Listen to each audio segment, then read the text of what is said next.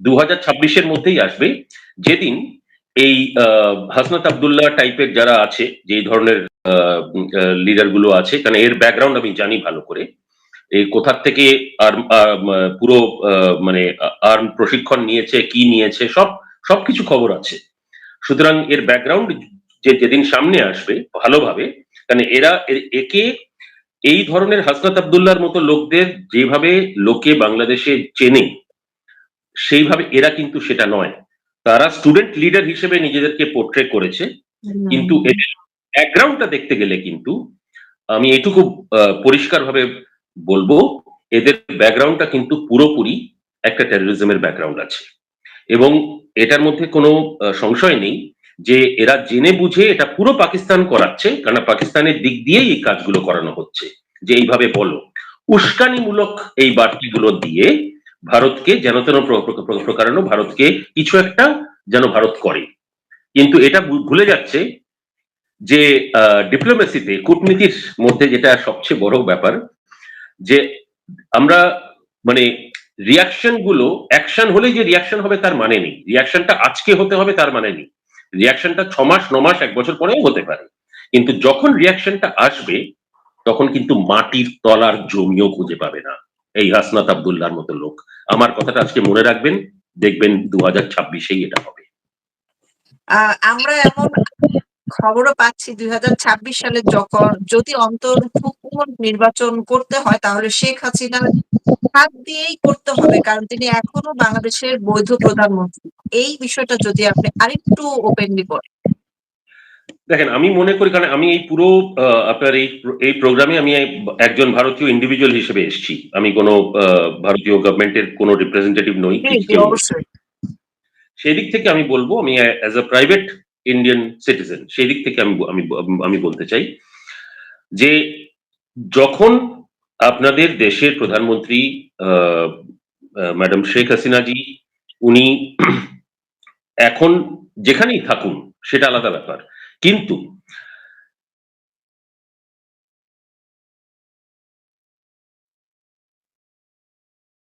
হয়ে গেলেই যে দেশটা আলাদা করে ফেলা হলো বা দেশের থেকে আওয়ামী লীগকে সরিয়ে দেওয়া হলো, সেটা সেটা সেইভাবে কিন্তু কাজ চলে না। কারণ দেখতে গেলে প্রধানমন্ত্রী হিসেবে এই মুহূর্তে যদি টেকনিক্যালিও দেখি, প্রধানমন্ত্রী হিসেবে শেখ হাসিনাই আছেন। কেননা এখন যারা অভ্যন্তরীণ সরকার চালাচ্ছে, তারা শুধু গভর্নমেন্টের কাজগুলো করছে, তারা কিন্তু ইলেক্টেড নয়।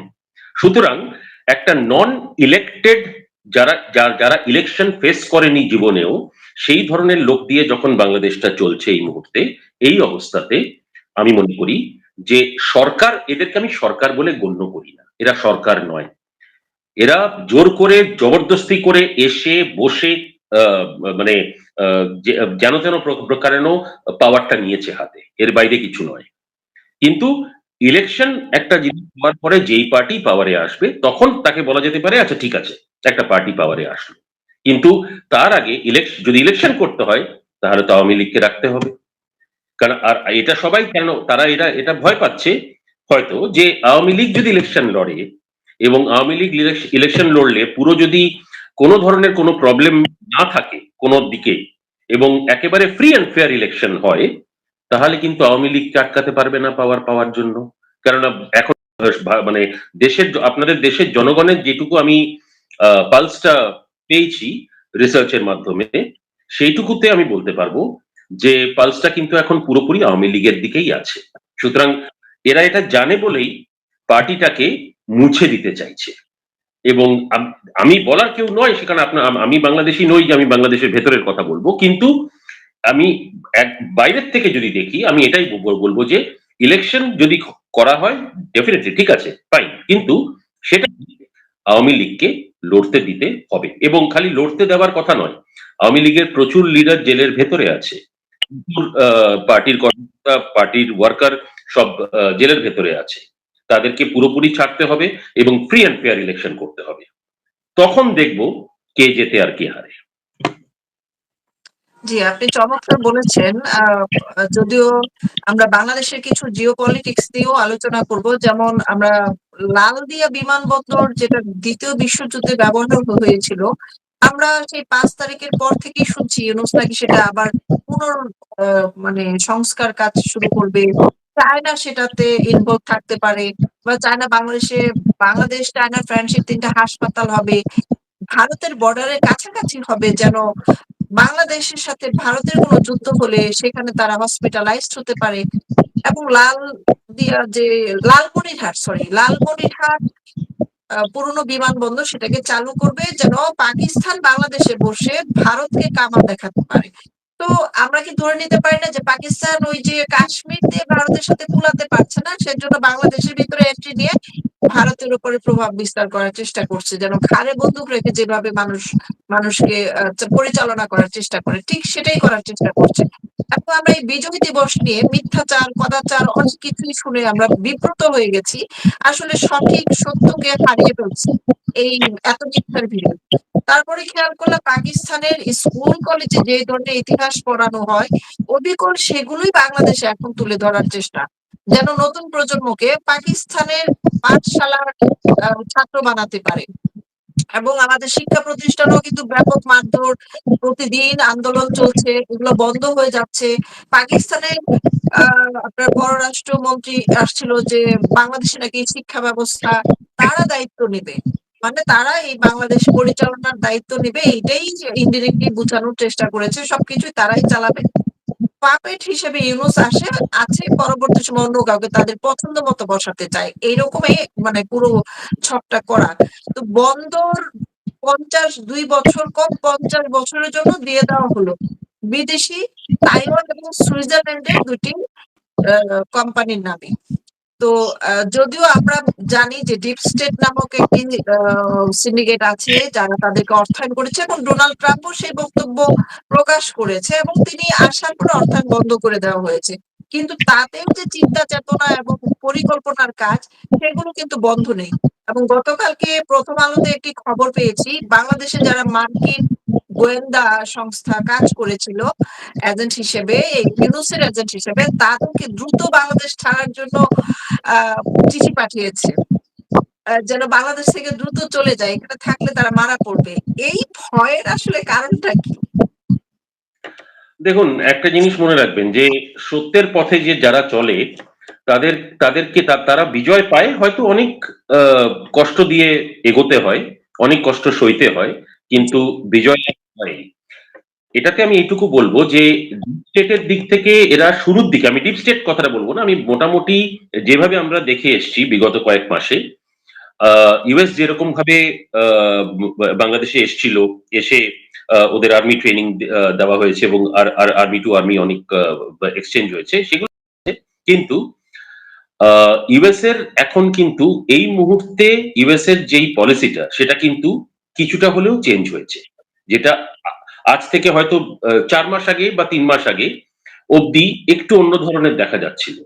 কারণ এটা মানতেই যে ইউনিস তো নিজের থেকে এসে বসেনি চেয়ারে, ওকে বসানো হয়েছে, এবং এটা যতটা পাকিস্তান দায়ী সেটার সঙ্গে সঙ্গে কিন্তু এটার মধ্যে ইউএস এরও একটি রোল ছিল। সেই ডিপ স্টেটেরই যদি আমি কথা বলি তাহলে তাদেরও একটা রোল ছিল, নো ডাউট অন দ্যাট। কিন্তু এখানে একটা জিনিস মাথায় রাখতে হবে যে ইউএস এর তরফ থেকে এখন কিন্তু এই মুহূর্তে দাঁড়িয়ে আহ, এটা এটা এটা কারণ জিওপলিটিক্যালি যদি আমরা দেখি, ভূ রাজনৈতিক সাইড থেকে যদি জিনিসটাকে দেখি, তাহলে ইউনাইটেড স্টেটস এর পজিশনটা কিন্তু এখন অনেক অন্য হয়ে গেছে বিগত ৩-৪ মাসের তুলনায়। এখন কিন্তু তারা খুব একটা বেশি বাংলাদেশের ভেতরে বা বাংলাদেশকে নিয়ে খুব একটা বেশি কথাবার্তা বলছে না।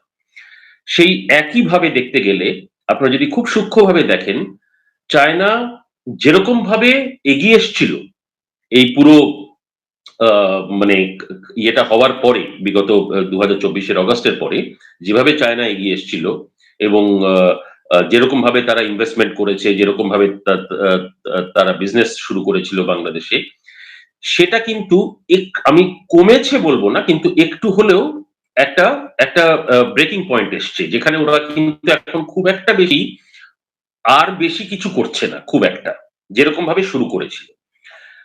এখন কিন্তু আমি বলবো ভূ রাজনৈতিক দিক থেকে বাংলাদেশের এই কারেন্ট ইউনিসের অ্যাডমিনিস্ট্রেশনের পক্ষে একমাত্র পাকিস্তানি আছে এবং কিছুটা টার্কি হেল্প করছে। এর বাইরে যদি আমি দেখি, তাহলে এইটুকু বলতে পারি আমরা যদি দক্ষিণ পূর্ব এশিয়ার দিকেও দেখি, সাউথ ইস্ট এশিয়ার দিকেও যদি আমরা দেখি, তাহলেও কিন্তু যেভাবে শুরুতে দু একটা দেশ ইউনিসের সাপোর্টে ছিল, তারা কিন্তু আস্তে আস্তে সাপোর্টটাকে সরিয়ে নিচ্ছে। তারা একটু চুপচাপ হয়ে গেছে এবং আস্তে করে সরে যাচ্ছে, কারণ তারা বুঝতে পারছে যে যেখানে তারা হাত দিয়েছে সেই জায়গাটা কিন্তু আগুন জ্বলছে। সুতরাং আগুনে নিজের হাত না পুড়ে যায়, সেইটার জন্য তারা আস্তে আস্তে বেরিয়ে আসছে। একমাত্র পাকিস্তান ছাড়া আর কেউ নেই এই এই মাঠে এই মুহূর্তে, যদি আমরা দেখি। এবং আগামী কয়েকদিনের আমি আপনাদের কথা বলতে পারি যে, ১ নম্বর, যদি ইলেকশন এরা করে আওয়ামী লীগকে ছাড়া, তাহলে যদি সক্ষম হয় করতে, আমি সক্ষম শব্দটা আবার ইউজ করব, যদি সক্ষম হয় করতে, তাহলে আহ, ওরা মানে এই সিটিজেন পার্টি তো সরিয়ে দিন, এরা কোনোদিনও সামনে আসতে পারবে না, জামাতও আসতে পারবে না, বিএনপির কিছুটা চান্স থাকতে পারে, কিন্তু যদি আওয়ামী লীগ চলে আসে, যেটা হওয়া উচিত, কেননা আওয়ামী লীগ, আপনার যদি প্রপার ডেমোক্রেসি দিকে দেখছেন, তাহলে আওয়ামী লীগকে মাঠে নামাতেই হবে, অ্যাজ আ পলিটিক্যাল পার্টি তাদের লড়তে দিতেই হবে। এবং সবাই জানে যে আওয়ামী লীগ যদি এখন লড়তে আসে ইলেকশন, তাদেরকে কেউ আটকাতে পারবে না জেতার থেকে, এবং ফ্রি অ্যান্ড ফেয়ার ইলেকশন হতে হবে। সুতরাং সব দিক থেকে অন্য দেশগুলো কিন্তু এখন সরিয়ে নিচ্ছে। তারা মুখে একটা কথা বলছে, কিন্তু অ্যাকচুয়াল কার্যে কিন্তু ওই যেটা এদের মানসিকতাটা 6 মাস আগে, 7 মাস আগে, 8 মাস আগে যেরকম ছিল, সেটা থেকে কিন্তু অনেকটা চেঞ্জ হয়ে গেছে। আর পাকিস্তান একলা এই যুদ্ধ এগিয়ে নিতে পারবে না, কারণ পাকিস্তানের একটা ক্ষমতার একটা সাইডের দিকে ওরা যদি, কারণ পাকিস্তানের তরফ থেকে পাকিস্তানের যে আর্মি চিফ, সে বড় বড় কথা বলেছিল যে এরা কাশ্মীরে এরা কিছু করেছে ঠিক আছে, কিন্তু আমরা অন্য দিক দিয়েও দেখবো। অন্য দিক বলতে তারা বাংলাদেশকেই বলেছিল, কিন্তু এরা ভুলে গেছে যে কাশ্মীর হোক কি বাংলাদেশ হোক, পাকিস্তান পাকিস্তানি, ভারত ভারতী। সুতরাং কোন দিক দিয়েও যদি 1 ইঞ্চিও যদি কিছু এদিক ওদিক করার চেষ্টা করে, তাহলে কিন্তু পাকিস্তানের অবস্থা খুব খারাপ হবে, এবং এতে এতে ফলাফল এটা হবে যে বাংলাদেশের উপরে প্রভাবটা পড়বে। সুতরাং কারণ বাংলাদেশের সাধারণ জনগণের প্রতি আমার একটা সবসময় মানে একটা ভালো দেখি, ভালো চোখে দেখি আমি সবসময়, ভাইয়ের মতো সবাই, ভাই বোনের মতো। সুতরাং সেই দিক থেকে আমি তাদেরকে আমি মাঝখানে আনবো না, কিন্তু সাধারণ জনগণকে বাদ দিয়ে এই ধরনের যারা মানে রাজনৈতিক দিক থেকে এই ইউনিসি বলুন, এর পুরো সাঙ্গপাঙ্গ যারা আছে, প্লাস এখন যারা বড় বড় কথা বলে বেরোচ্ছে, বিশেষ করে ভারত বিরোধী কথা বলছে, খালি ন্যাশনাল সিটিজেন পার্টি নয়, যা আমাদের তরফ থেকেও বলা হচ্ছে, এবং এইগুলো ইচ্ছে করে এগুলো করানো হচ্ছে যাতে ভারত কিছু না কিছু করে হলো একটা স্টেটমেন্ট দিক। কিন্তু আজ অব্দি ভারত কিন্তু চুপচাপ নর্মাল সব কাজ করে গেছে, কেননা এগুলো ইচ্ছে করে করানো হচ্ছে যাতে আন্তর্জাতিক স্তর থেকে যে সাপোর্টটা হারিয়েছে বাংলাদেশের ইউনিস, সেই সাপোর্টটা ওরা কিন্তু আর ফেরত পাবে না। কিন্তু ভারত যদি কিছু করে বসে, তাহলে ওরা জানে যে সেই সাপোর্টটা ওরা পেয়ে যাবে। সুতরাং এত মূর্খ ভারত নয়, জেনে বুঝে ভারতের বিরুদ্ধে একটা স্লোগান করে নিয়ে, কিছু একটা করে নিয়ে ভারতের বিরুদ্ধে জিনিসটাকে দেওয়া। আজকে যদি বাংলাদেশে কিছু একটা হয়, সেটারও দোষ ভারতের উপরে যাবে, যেটা এই রিসেন্ট ইনসিডেন্টটা দেখলেন। এবার 2 দিন আগে পাকিস্তানের পতাকা ঢাকা বিশ্ববিদ্যালয়ের 5টা আপনাদের সেন্টারের সামনে নিচে, ঠিক যেরকম একসময় ভারতের পতাকা রাখা হয়েছিল, যেই পতাকা দিয়ে পা দিয়ে গেছিল ছাত্ররা, ঠিক সেইভাবেই পাকিস্তানের পতাকার উপর দিয়েও ছাত্ররা গেছে।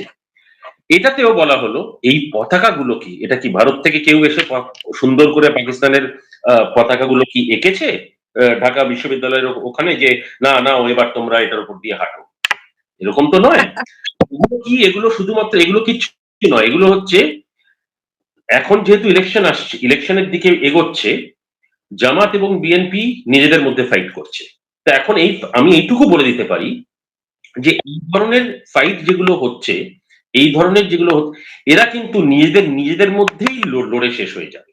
প্রবলেমটা এখানেই হবে এদের, কেননা আমরা কিন্তু দেখতে পাচ্ছি ভারতকে মানে বিষাক্ত বিষিয়ে তোলার জন্য বাংলাদেশের মানুষের কাছে বা আন্তর্জাতিক মহলের কাছে তারা একের পর এক নিজেদের গায়ে বুলেট ছুটছে এবং নিজেরাই ক্ষতিগ্রস্ত হচ্ছে এবং ভারতকে ওরা সবাই মরে যাবে দরকার হয়, শহীদ হয়ে যাবে, কিন্তু ভারতকে তাদের কলুষিত করতে হবে, এটাই হচ্ছে তাদের মূল চ্যালেঞ্জ। লাভটা হ্যাঁ মানে কোথায়? শেষ লাভটা কোথায়?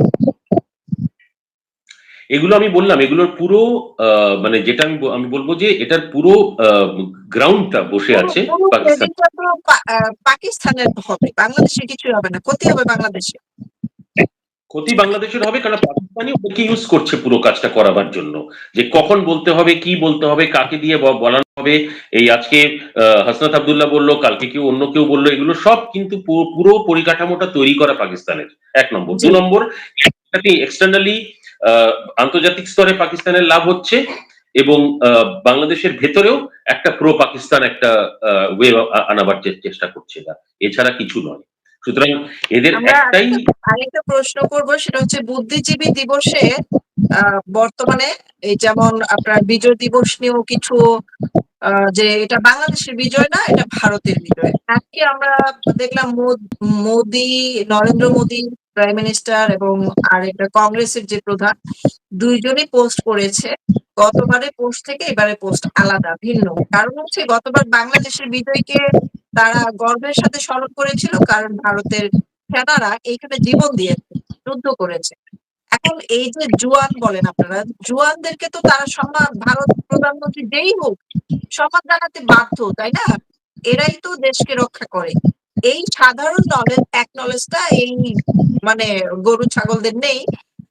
আজকের দিনে আবার খবর করা হচ্ছে ভারতের নরেন্দ্র মোদী, কংগ্রেসের প্রধান, তারা কেন বাংলাদেশ নামটি উল্লেখ করলো, অথচ গতবার যখন বাংলাদেশ নামটি উল্লেখ করেছিল তখন মানে এমন রচ্চটা ভাবে প্রতিবাদ জানিয়েছে, কেন ভারত বাংলাদেশ নামটি লিখবে? বাংলাদেশ কি ভারতের দেশ, ভারতের অঙ্গপ্রদেশ? এইবার ওনারা নাম লিখেন নাই, সেটাও আবার দোষ হয়েছে, সেটাও আবার মানে আর চোখে খবরটা প্রকাশ করা হয়েছে একটু নেগেটিভ ভাবে।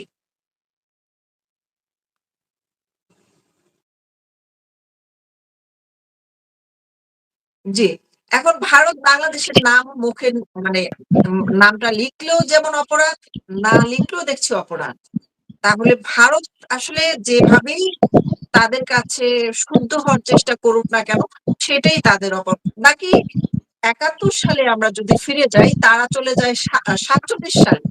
তারা ৭১-কে স্মরণ করতে চায় না এবং বলে ৭১-এর ইতিহাস বেশিরভাগই মিথ্যা, সাজানো গল্প, নাটক, সবকিছু। ৩০ লক্ষ মানুষ জীবন দেয় নাই, ২ লক্ষ মা বোনের কিছুই হয় নাই, ২-৪ জনেরও কিছু হয় নাই।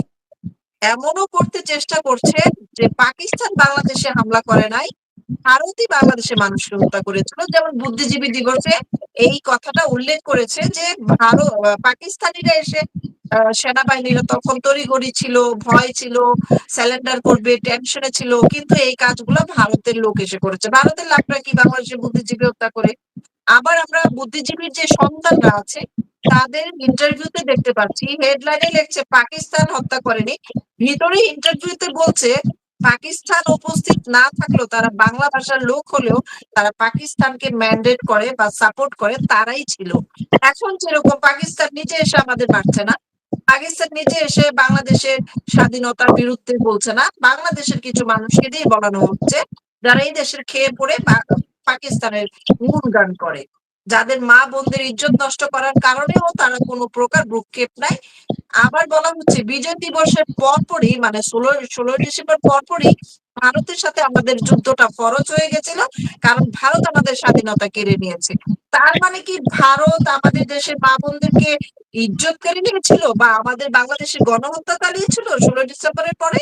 এরকম কি কোনো ইতিহাসে আছে আপনার জানা মতে? দেখুন, ইতিহাসটাকে এরা বিকৃত করার চেষ্টা করছে পুরোপুরি। এবং আমি যেটা আগেও বললাম, এটা ইনফরমেশন ওয়ারফেয়ারের একটা টেকনিক বলে, এবং এইটাকে ইচ্ছে করে দেশের জনগণ এই মানে যেরকম ভাবে ইতিহাসটা গড়ে উঠেছে, এরকম তো নয় যে ১০০ বছর আগে হয়েছে। সুতরাং ইতিহাসটা যেটা হয়েছে সেটাকে কেউ বদলাতে পারবে না, ১ নম্বর। ২ নম্বর, এটা ইচ্ছে করে করা হচ্ছে, কেন এরা পুরোপুরি পাকিস্তানপন্থী। এরা যখন পাকিস্তানপন্থী, তো এরা তাদের ইন্ডিপেন্ডেন্স, আপনাদের স্বাধীনতাটাকেও ঠিক ওইভাবেই ঘোরাবার চেষ্টা করছে, অ্যান্ড ভারতকে এখানে ভিলেন বানাবার চেষ্টা করছে। কিন্তু মজার কথা হচ্ছে যে এরা নিজেদের দেশের জন্যই কিন্তু সবচেয়ে বড় ভিলেন, এবং এটাতে এরা পাকিস্তানের কাজটা আরো সহজ করে দিচ্ছে। সুতরাং সেদিক থেকে দেখতে হলে ইতিহাস কেউ বদলাতে পারবে না। যেটা হয়েছে সেটা হয়েছে, সবার সামনে এতদিন ধরেও আছে এবং আছে এবং থাকবে। 1 নম্বর। 2 নম্বর,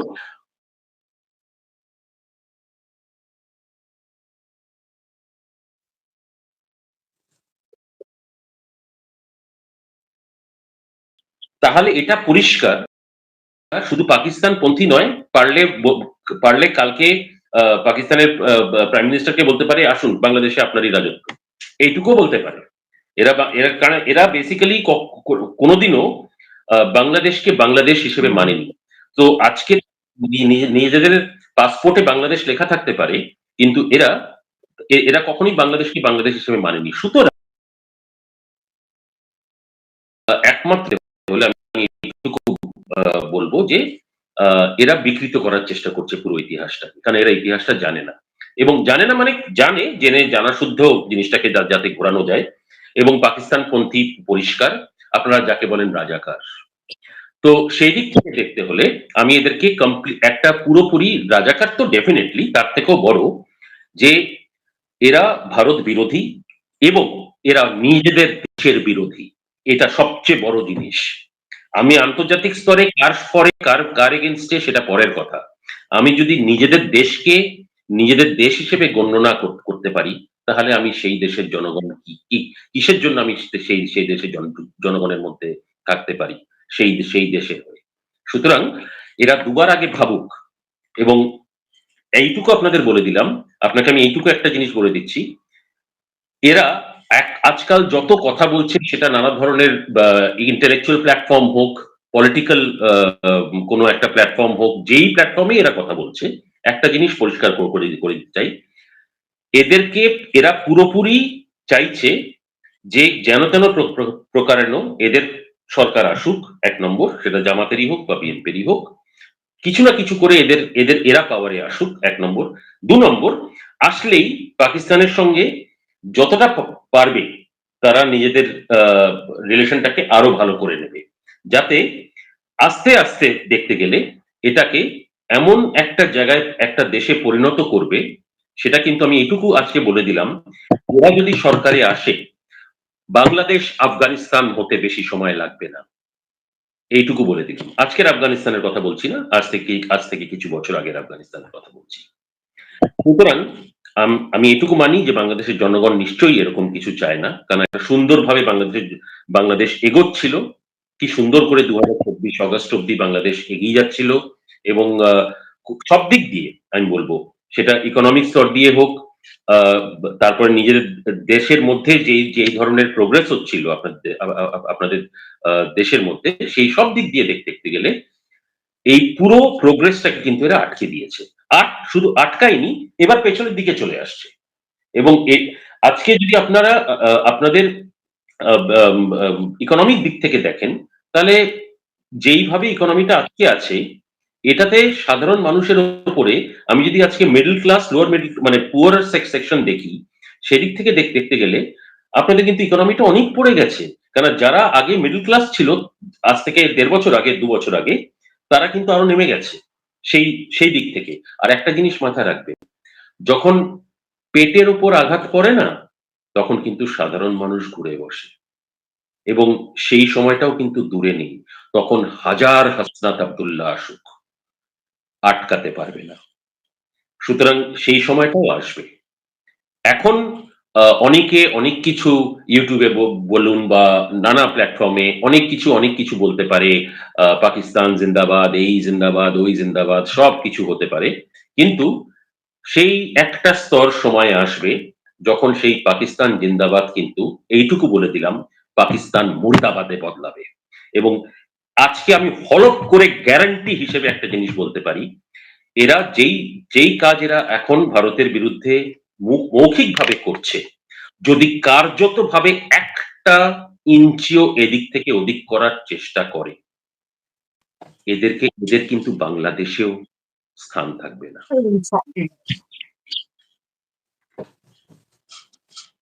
জি, আমরা বুদ্ধিজীবীদের হত্যা নিয়েও কথা বললাম যে ভারতকে দোষারোপ করার চেষ্টা করছে, মিথ্যা মানে বাংলাদেশের প্রজন্মকে ধ্বংস করে দেওয়ার চেষ্টা করছে। আমরা খলিলুর রহমানকে খুঁজে পাচ্ছি না। ভারত থেকে আসার পর কিছুদিনের মধ্যেই তিনি শুনলাম দোহারে আছেন, কাতারে। সেখানে মিটিং হচ্ছে আন্তর্জাতিক পর্যায়ে। তিনি এখনো সেখান থেকে মিটিং শেষ করে বাংলাদেশে এসেছেন কিনা আমরা সেই খবর এখনো পাইনি। আপনাদের কাছে কি ওনার কোনো খবর আছে? দেখুন, উনি তো কাতারে দুবার গেছেন এবং দুবার মিটিং হয়েছে। আহ, আমি কার সঙ্গে মিটিং হয়েছে বলতে পারবো না, কিন্তু মিটিং হয়েছে, বড় স্তরে মিটিং হয়েছে। এবং আমি এইটুকু বলতে পারি যে চাপটা অলরেডি সৃষ্টি হয়ে গেছে আন্তর্জাতিক স্তর থেকে। এবং কেননা এই জিনিসটা মাথায় রাখতে হবে যে একটা জিনিস জানেন, পাওয়ারে লোক থাকে না, কেউ যখন থাকে না, তখন সে পাওয়ারে আসার চেষ্টা করে। আর পাওয়ারে এসে বসে যদি বলে যে আমি 3 মাস থাকবো, 6 মাস থাকবো, 6 মাসের পরে আমি বেরিয়ে যাব, পাওয়ার এমন একটা জিনিস না যেটা একেবারে আহ, মানে তাই ওটা নয়। ওটা ওটা ওটা কেউ ওইভাবে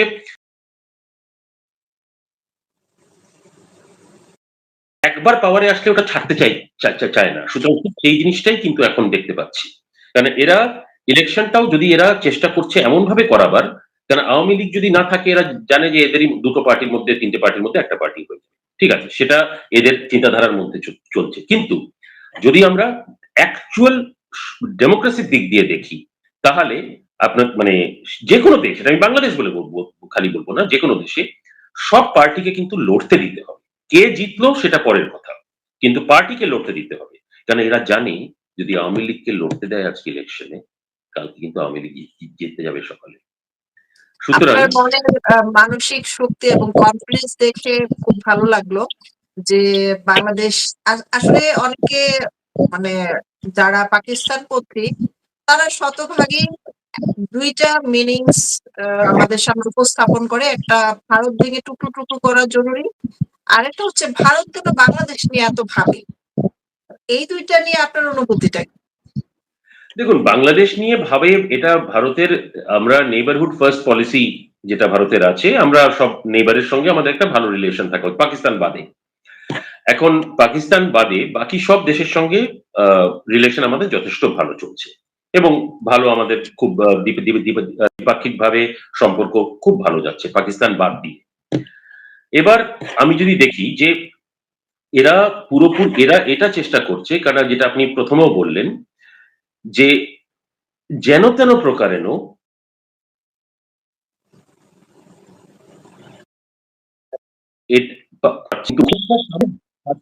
মুখটা কিন্তু বাংলাদেশের রাখছে, বাংলাদেশিদের রাখছে। এটাই হচ্ছে পয়েন্ট। দ্বিতীয়ত, ভারত বিদ্বেষী যেই কথাগুলো টোটাল, আপনার প্রথম প্রশ্নের পার্টটা আরেকবার বলবেন আমাকে, প্রথম প্রশ্নটা আমি ওটার উত্তর মানে দিচ্ছি। বাংলাদেশকে ভারতকে ভেঙে টুকরো টুকরো করা খুবই জরুরি। ভারতকে ভেঙে টুকরো টুকরো করা, এটা বলেছেন। হুম, এটা গোলাম আজমের পুত্র মেজর, সাবেক মেজর আজমির বলেছে এবং আরো ওদের চেলাপেলা দুই একজন বলেছেন ভারত ভেঙে টুকরো টুকরো করা খুবই জরুরি, না হলে বাংলাদেশ টিকতে পারবে না। কেন এইরকম আশঙ্কার কথা বললেন? আমি বললাম তো, এগুলো পুরোপুরি এগুলো এই জন্য বলা হচ্ছে, এগুলো তারা নিজের মুখ থেকে বলছে, কিন্তু এরা কথাটা এরকম করে এরা বলছে ভারতের বিরুদ্ধে আমরা এই করব, পাশেই তার কথাটা বলার পরে পেছন দিকে ঘুরে বলছে দেখ তো কেউ কিছু করছে না তো আমাকে। তার মানেই বোঝা যাচ্ছে যে কথাগুলো এদেরকে দিয়ে বলানো হচ্ছে এবং আসলে তারা বলে আমরা যদি আরেকটা জায়গায় উইকনেসটা বের করার চেষ্টা করি তাহলে দেখবো যে ভারত কেন ধর্মীয় সাইনবোর্ডধারী দলগুলোকে সাপোর্ট করছে না, এটা একটা কষ্টের জায়গা। যেমন আজকে বাংলাদেশে পাকিস্তানের পতাকা কেন বিভিন্ন ভার্সিটিতে নিচে আঁকা হলো, সেই প্রতিবাদ জানিয়ে কিছু জামাতি কর্মী শিবিররা নরেন্দ্র মোদীর ছবি টানিয়ে সেখানে আবার পুতলিকা দাহ করে জবাব দিয়েছে। নরেন্দ্র মোদী তাদের এত প্রধান টার্গেট কেন? নরেন্দ্র মোদী তো আজ পর্যন্ত একটা ওয়ার্ডও উচ্চারণ করেনি তাদের বিরুদ্ধে।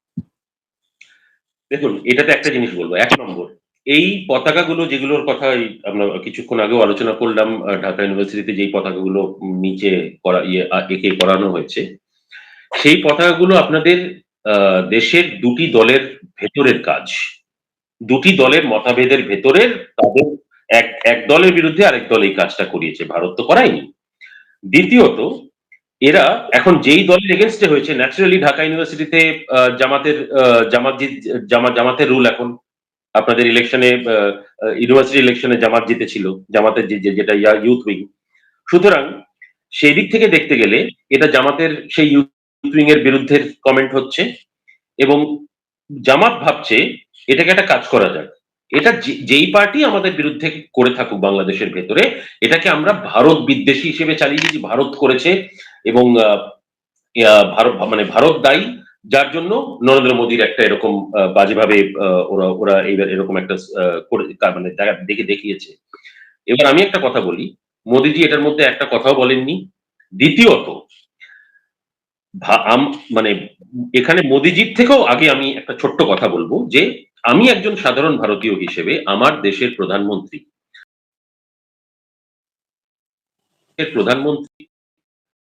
একটা ছবি যদি একটা জায়গায় ওই জুতোর মালা দিয়ে পরানো হয়, তাহলে আমি এইটুকু খালি তাদেরকে বলে দিতে চাই যে সাবধান থাকবেন। কেননা একটা জিনিস, ভারতের এগেনস্টে কথা বলছেন, ঠিক আছে, টু অ্যান এক্সটেন্ট আপনার সেটা কথা মাধ্যমে বলছেন, কিন্তু সীমা যদি ছাড়িয়ে যায়, এটা আমি একদম প্রাইভেটলি আমার অ্যাজ আ প্রাইভেট সিটিজেন বলছি,